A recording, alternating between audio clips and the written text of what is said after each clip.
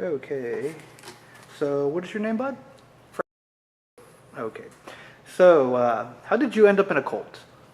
I was managing a Little Caesars Pizza in 1993, and a very attractive young lady came in and started talking to me, ordering pizzas and whatnot, and made every attempt she could to engage me in conversation, and very shortly found out that I liked to play basketball and volleyball, and it just turned out that all of her friends at church also played basketball and volleyball, so she asked for and exchanged my number with hers and invited me to church so that I could play basketball and hang out, and that's how it started.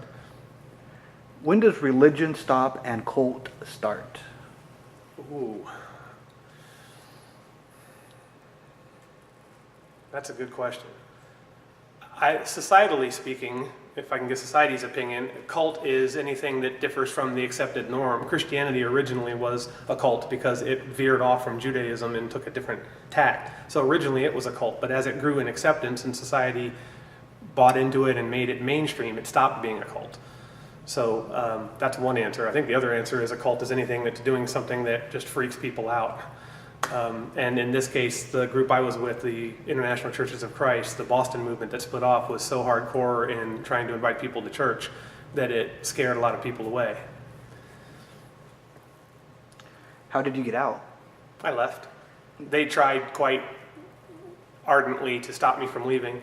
At this point, almost everyone in the church at that time lived with other people in the church. It was a very communal atmosphere. It was supposed to recreate the first century Christian church, which it did in a lot of ways.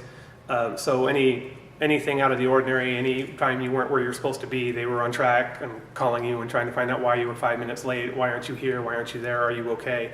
And trying to leave was also difficult. Every leader in the church in the general area, which was in LA at the time, was breathing down my neck, trying to call me, trying to show up at the house, showed up at my work to talk me out of leaving. So but that's all they did, was try to talk me out of leaving. So they never used violence or No. any kind of force, just... No.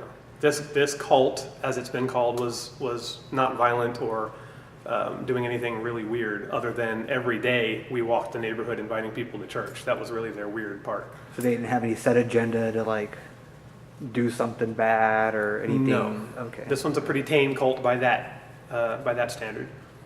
Now, were you forced or encouraged to give up your belongings? Not my belongings, but of course tithing as a Christian principle is pretty common. They were very strict about tithing. If you didn't give your 10% every week, you were talked to.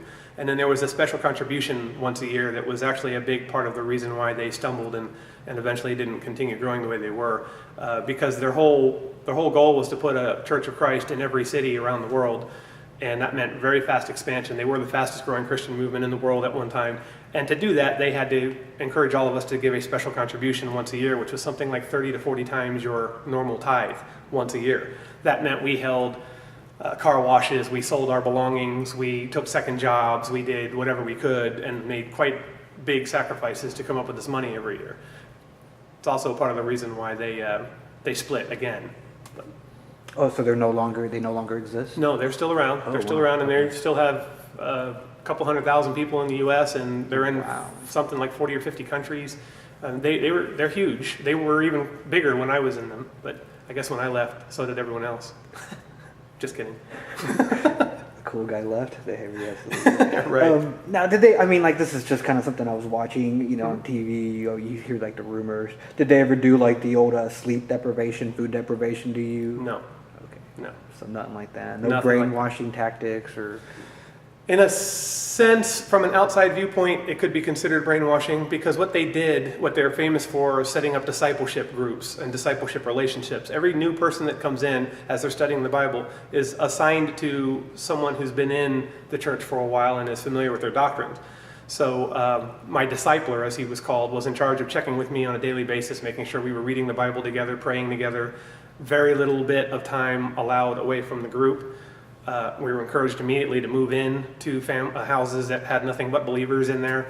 Our entire lives were shaped and changed around what we watched, what we didn't watch, and whatnot.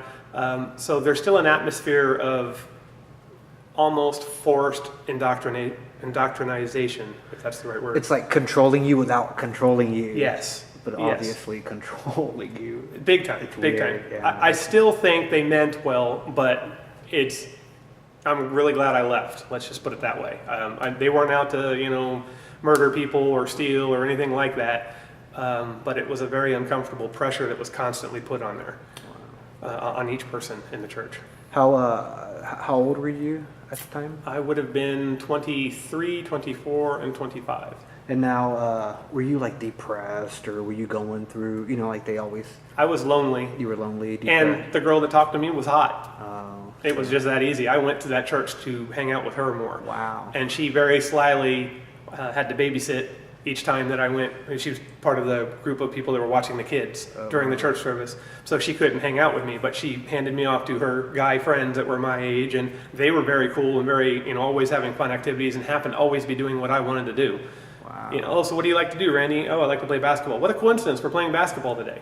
Oh, what do you like to do, Randy? I like to play volleyball. What a coincidence, we're playing volleyball today. I mean, that happened easily 5 or 6 days in a row after I went to church. So every day that week I had an instant group of awesome friends. And I already had some friends, but not all of them liked to do what I wanted to do every time I wanted to do it. Is there anything that you'd like to add about them? Anything that... Well, I've already said that I really did think that they were great people. Everyone I met was great and did genuinely care for me. But it's so easy when, at that time, I wasn't really sure who I was, and I didn't have really good friendships. I had a lot of people I hung out with, but I wasn't tight with anybody. These people were offering what I was missing, which was an emotional connection, support, encouragement, unconditional love in a lot of ways, but conditional love in other ways. If I wasn't home by 10 o'clock, that was a problem. So I think the real point is cults, I think, are going to work mostly on fulfilling needs that you're not getting somewhere else. And they can package it like it's a really good thing, and maybe it is, maybe it isn't. But behind the scenes, when I got promoted to leadership in that church, that's what really made the change for me.